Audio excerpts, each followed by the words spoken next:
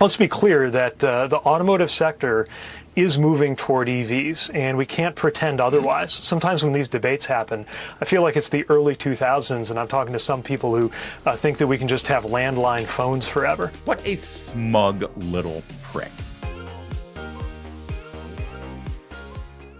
Pete Buttigieg is your Secretary of Transportation. No, really. Before becoming the Secretary of Transportation, he had a very important job. He was the mayor of Indiana's fourth largest city. Yeah, not the largest city or second largest or third largest. No, the fourth largest city. That would be South Bend, Indiana, known for, well, the University of Notre Dame, and that's pretty much it. In fact, if you take the college population out of South Bend, I think it drops down to like the 23rd largest city in Indiana. But he was mayor of South Bend, Indiana, and at that point, his entire responsibility for transportation and infrastructure amounted to making sure that potholes got fixed. And I don't think he did that very well either. But he's now your Secretary of Transportation, and he appeared on Fox News, and the conversation turned to the disastrous policies of the Biden administration trying to force electric vehicles on an unwilling American public. And he said this. Tesla sales fell 8.5% the first quarter of this year. Ford this week is laying off 2/3 of its workforce at the F-150 electric Lightning plant. It's also scaling back a battery production facility because of sagging sales. EV sales are nowhere near what this president wanted or expected, yet the administration continues to shove them down consumers' throats. Why? Well, let's be clear. Consumers have wanted and purchased more EVs every single year than the year before. And, Tesla is facing more competition as GM and Ford and Stellantis and other competitive players start to make sure they get a piece of the EV market. Let's be clear that the automotive sector is moving toward EVs, and we can't pretend otherwise. Sometimes when these debates happen, I feel like it's the early 2000s, and I'm talking to some people who think that we can just have landline phones forever. Oh, burn. Oh, that's my mayor. That's my secretary. You go, Pete. That's basically what you heard from social media for the last 12 hours after that rehearsed, market-tested, and well-scripted line from Pete Buttigieg. We'll get to the insult in a moment, but can we just break down the lies that he told before he got to his market-tested statement? Here, let's do this together, shall we? Well, let's be clear. Consumers have wanted and purchased more EVs every single year than the year before. All right. So first of all, when they start with let's be clear, it usually means they're about to lie. So always have that be sort of an antenna for you so you can listen carefully. Americans have purchased more EV vehicles every year than they did the prior year. That's not the point.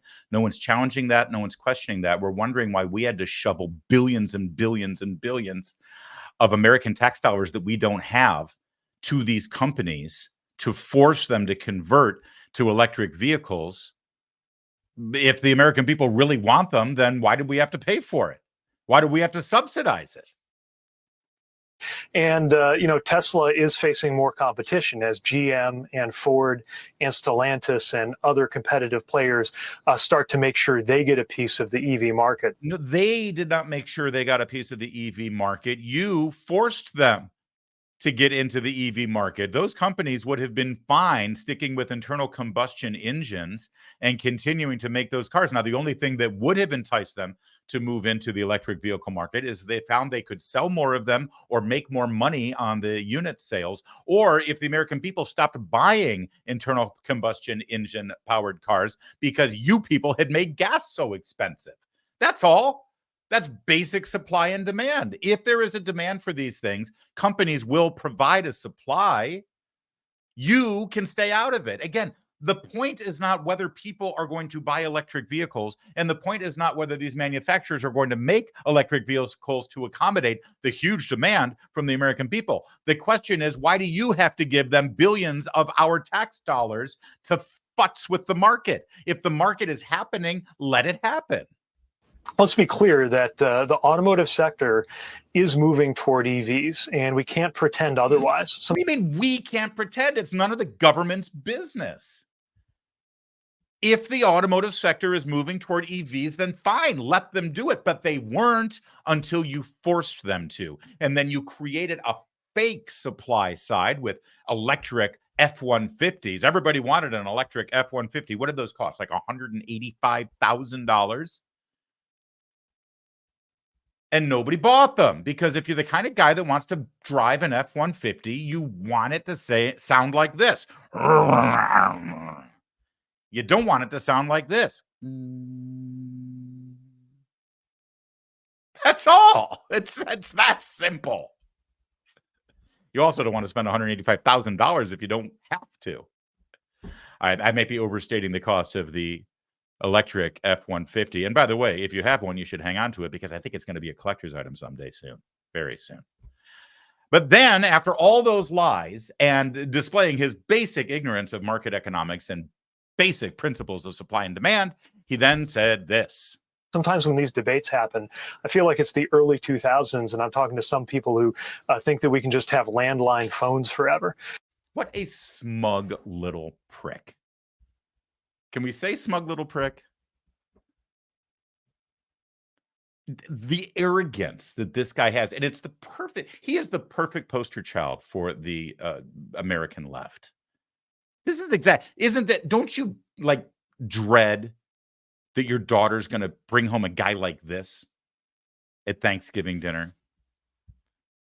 This attitude, this I know it all, this smug little arrogant uptight jerk who is lecturing us about innovation and technology. And by the way, the analogy doesn't even work. You know why we've moved from landlines to cell phones? Not because the government decided to subsidize Apple or Samsung or Ericsson. No, because the people wanted cell phones. People wanted smartphones. They saw value in it. A demand was there. And so lots of players came in and made them and supplied that demand. Another thing about cell phones, interesting. We're comparing electric vehicles to cell phones. You know what cell phones are? Cell phones are about freedom. Cell phones are all about freedom. Oh, I'm sorry, I can't leave. I'm waiting for a phone call. I got to stay here because I'm waiting to hear from my dad. He's not feeling well. He had to go to the doctors. He's got a checkup. We're worried that he's very sick. I can't leave the house. I'm waiting for the phone call to come in. Oh, I'm sorry, I can't go out with you. I'm up for a big job, and they might be calling me to ask me questions for the job. And so I got to stay home, and I got to answer the phone. Oh, no, I'm sorry. I can't leave. I can't leave work because I'm waiting for a big sales call to come back.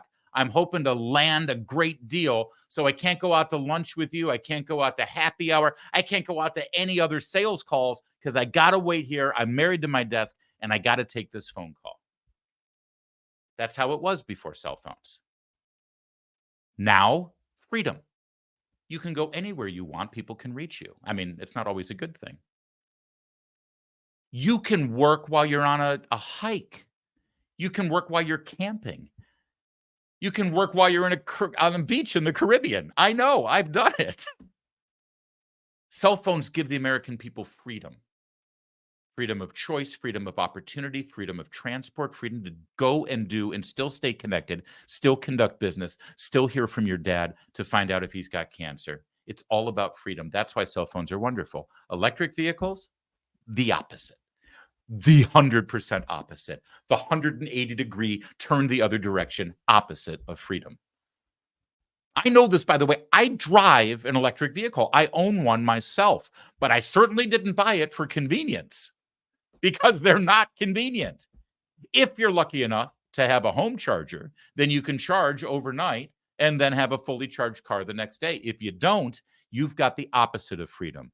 Your entire day is scheduled around where you can stop to get a recharge somewhere. And God forbid you show up to a place that's supposed to have a functioning charger and it's broken. Now you're screwed and you've got to find the next closest one, and you better have enough charge left out of your car to get there. Electric vehicles are about the opposite of freedom. So the cell phone analogy, pal, doesn't work. Also, does Pete Buttigieg believe that the federal government outlawed landline phones? or in some way incentivized private companies to move away from landlines and into cell phones the way that this government is trying to incentivize manufacturers to move from internal combustion engines to electric vehicles? Because that never, and I mean never, ever happened. The reason that we have cell phones now and landlines are less ubiquitous is not because of a government initiative, but because of the private sector and innovation. Again, the opposite of what we're talking about with electric vehicles. And one other thing, Secretary Pete, when you go back to your very large, luxurious cabinet member, Secretary of Transportation office in Washington, D.C., and you sit down at that desk that is way too big for you, I bet there's a landline phone on it, isn't there? Just in case. What a smug little ignorant jerk. How dare he lecture you? Oh, you don't want an EV? Okay, boomer. How's that landline phone? Idiot. By the way, the real issue here is displayed right here in an article just 10 days ago in the Washington Post. Again, not about the industry, not about demand, not about what the American people want. This is about American tax dollars that we don't have going to fund this fiasco. Biden promised to install thousands of EV charging stations. Only 7 have been built. 7. He's been president for 3 years, promising that all these billions of dollars is going to pay for our infrastructure. It's been 2 years since his so-called infrastructure bill that once they passed it, he called a climate change bill that was full of money that we don't have, that's caused the inflation to get even worse, because the more you print money that you don't have, it makes inflation gets worse. It's been a year and a half to almost 2 years since that bill was passed, and all that fake money that we don't have was supposed to go to this network of electric vehicle chargers, and they've built 7. 7. 7. Now, I drive an Elon Musk American-made Tesla. And yes, I have a home charger, but if I'm out and about and I'm driving up to New York, or I'm driving to the Midwest, or I'm even driving to California and I need to charge as I go, I stop at one of the chargers that Elon Musk built through his company, Tesla. They built their own network of chargers. They didn't use government money for it. And it's amazing, isn't it? The private sector works. Capitalism works. Tesla is now the most profitable American car manufacturer. And the Biden administration hates him. You know why? Because he doesn't need them. Donald Trump addressed this issue yesterday at his rally. I told you he had an answer for everything that pisses you off right now. And he dared to say that he's going to move us away from the government forcing electric vehicles down your throat and actually give consumers and manufacturers the choice and freedom to be able to get the product they want. Shocking. I wonder if that'll ever work. And I want them people to buy electric car if you want one, but I want them to be able to buy every other form of transportation, I want you to use gasoline a lot because we have more gasoline than any country anywhere in the world. So we're playing into China because they're going to make all their, that's what they have. They have that. We have gas. We have gasoline. We have oil and gas. We have gasoline. And I said, isn't it a shame? We play away from our strength and we play right into their strength by doing this. And the first day, I promise you, I will sign where the electric vehicle mandate is gone. If you want an electric car, you can buy it, but you're going to be able to buy every other form of push, every other form of car and engine and motor that you want, and you're going to have it. And the car companies are going to have to go back. You know, I don't know if you know it, the reason the car companies, the massive subsidy that this country is paying to try and get these cars sold. We have hundreds of thousands of cars electric. They can't sell them. People don't want them. And you got to go with the market. We've sold about 5% of our cars are electric, and that's fine. I think they're fine if you like to go short distances. If you want to take a trip, I don't think you want to do that. I don't recommend electric. Maybe someday they'll be able to do it, but right now they're not even close. So we're going to end that immediately. We're going to end it day one. All right. By the way, great clip. If you can put that back up quickly in split screen, because I just want to point out, not only was that important what he said, but the most important part about what he said is where he said it. Do you see what the sign says on the podium there? Grand Rapids, Michigan. That's a message for Michigan. That's a message about the automotive industry. He was reading it from his notes there, specifically because, sir, we're in Michigan.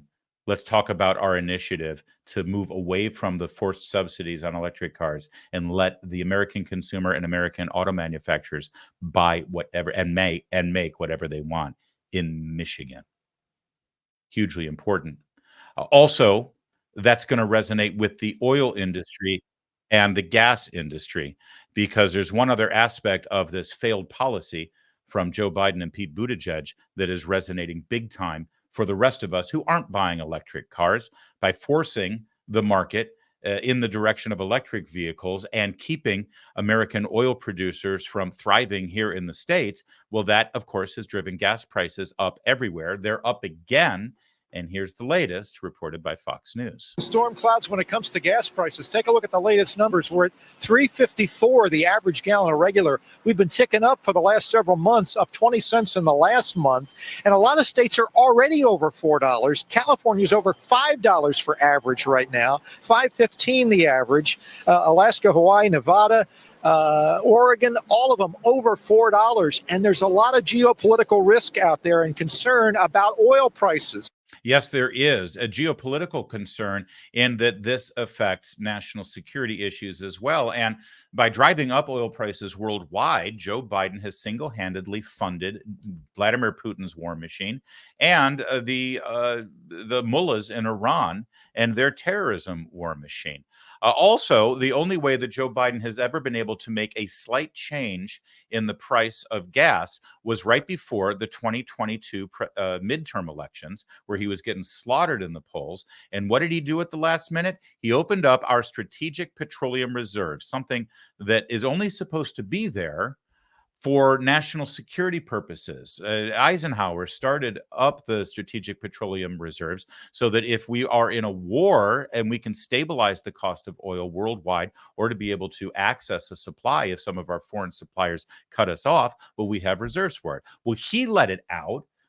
He released oil from America's strategic oil reserves, not for national security reasons or anything like that, but to just lower the gas prices to save his own pathetic political hide.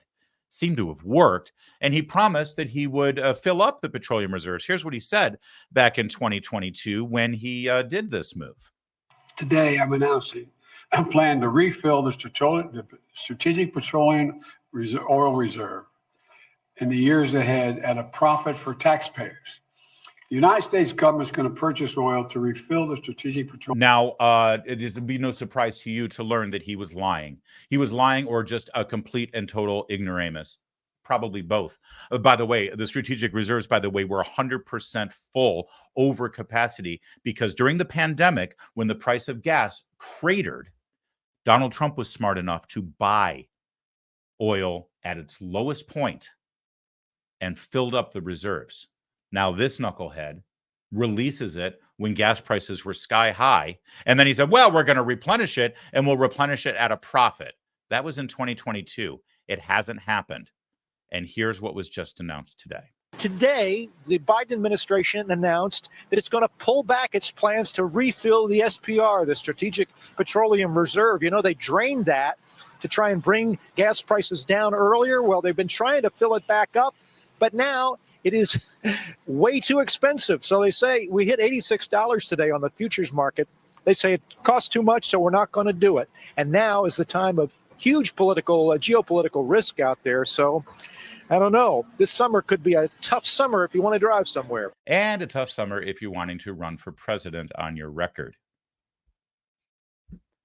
So that, in a nutshell, from Pete Buttigieg lying and insulting you on Fox today about your choice to drive a regular car instead of an electric car, to Joe Biden's horrific oil, natural gas policies here in the States and how it affects our enemies, literally our warmongering enemies worldwide, and the lie that he would replenish the Strategic Petroleum Reserve. It's all a disaster. It's all, and that's why they're so desperate. That's why they keep lying. And that's why they're trying to terrify you about whatever they can lie about. You got to keep focused. Just stay focused.